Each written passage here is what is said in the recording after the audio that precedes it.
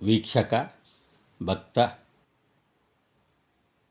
ప్రజా బంధువులారా, భాగవత బంధువులారా, లలితా సహస్రనామం యొక్క మహత్యం గురించి మనము పూర్వభాగం లోపల 26వ శ్లోకం నుండి 34వ శ్లోకం వరకు లలితాదేవి ఎవరిని ఆదేశించింది, తన సహస్రనామము సంఘటితపరచండి, ప్రజలకు ఏ విధంగా ఉపయోగపడుతుందో తెలియజెప్పిందో ఆ శ్లోకాలు మనము తెలుసుకోబోతున్నాం. భక్తస్య కృతమేతావా ధన్యదభ్యుదయం విదుః భక్తస్యావశ్యకమిదం నామ సాహస్రకీర్తనం. అమ్మవారు చెప్తుంది, భక్తులు ఆచరించేటటువంటి జప పూజ న్యాసాధికాల వల్ల వాళ్లకు మేలు జరిగినప్పుడు అప్పటికి కూడా నిజమైన భక్తులు లలితా సహస్రనామాన్ని మాత్రం తప్పనిసరిగా జపించి తీరాలే. తత్ర హేతుం ప్రవక్ష్యామి శృణుత్వం కుంభసంభవ పురా శ్రీలలితాదేవి భక్తానాం హితకామ్యయా. అయితే అగస్త్యునికి చెప్తూ ఉన్నాడు హయగ్రీవ స్వామి, భక్తుల యొక్క హితవు శ్రేయస్సు తలచినటువంటి లలితాదేవి ఒకనొకసారి వసిన్యాది వాగ్దేవతలను సమావేశపరిచి, ఓ వాగ్దేవతలారా, నా మాటలను శ్రద్ధగా వినండి. తత్ర హేతుం ప్రవక్ష్యామి శృణుత్వం కుంభసంభవ పురా శ్రీలలితాదేవి భక్తానాం హితకామ్యయా వాగ్దేవి వసినీ ముఖ్యా సమాహుయేదమబ్రవీత్ వాగ్దేవతా వసిన్యాద్య శృణుద్వం వచతం మమ. అలా వాగ్దేవతలను పిలిచి ఆ మాటలను ఈ విధంగా చెప్తూ ఉంది అమ్మవారు. భవంతో మత్ప్రసాదేన ప్రోల్లసద్వాగ్విభూతయః మద్భక్తానాం వాగ్విభూతి ప్రదానే వినియోజిత. నా అనుగ్రహం వల్ల మీరు సమస్త వాగ్విద్యా సంపత్తులను పొందారు. అట్లాగే నా భక్తులకు కూడా విద్యా సంపత్తులను సిద్ధింపజేయడం కోసం మిమ్మల్ని నేను నియమిస్తున్నాను.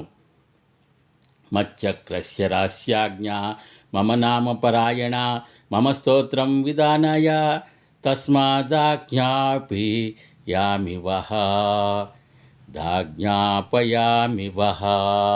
మీరందరూ నా శ్రీచక్రం యొక్క రహస్యాన్ని క్షుణ్ణంగా తెలుసుకున్నారు. మీరు నా నామపరాయణులు, పఠన పారాయణులు అయినటువంటి కారణంగా మీకు ఆదేశిస్తున్నాను.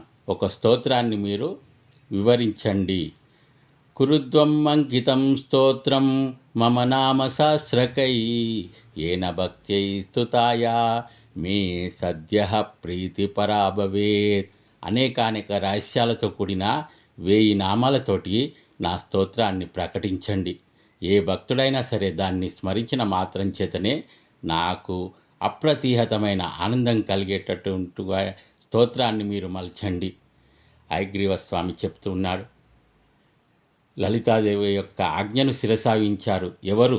వసిన్యాది వాగ్దేవతలు. అమ్మవారి పరంగా మర్మ గర్భితమైనటువంటి మంత్రశక్తి సమన్వితమైనటువంటి శ్రీదేవి నామావళిని స్తోత్రంగా సంఘటితపరిచారు వారు. హయగ్రీవవాచ ఇత్యాజ్ఞప్తావచో దేవ్యో శ్రీదేవ్యా లలితాంబయా రాస్యైర్నామభిర్దేవ్యా చక్రుస్తోత్రమనుత్తమం. ఆ స్తోత్రమే రాస్యనామ స్తోత్రంగా శాస్త్రంగా విశేషమైనటువంటి ఖ్యాతిని ఆర్జించింది. రాస్యనామ సహస్రమితి తద్విశ్రుతం పరం తతః కదాపి త్వదసి స్థిత్వా సింహాసనేంబిక. అయితే ఈ స్తోత్రం వాళ్ళు మరిచారు వసిన్యాది వాగ్దేవతలు. తర్వాత ఒకనొక శుభ సమయంన లలితాదేవి సింహాసనాధిష్టయై కొలువుదీరి కూర్చొని ఉంది. స్వసేవావసరం ప్రాద సర్వేషాం కుంభసంభవ సేవార్థమాగతస్తత్ర బ్రహ్మాణి బ్రహ్మకోటయః.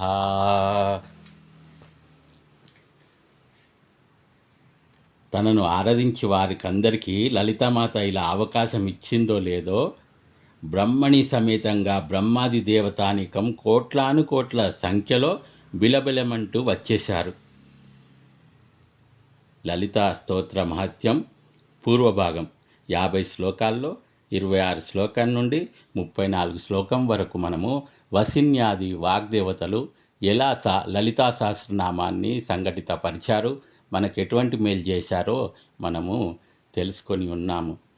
స్వస్తి ప్రజాభ్యాం పరిపాలయంతాం న్యాయేన మార్గేణ మహిమహిషా గోబ్రాహ్మణేభ్యः శుభమస్తు నిత్యం లోకా సమస్తా సుఖినో భవంతు.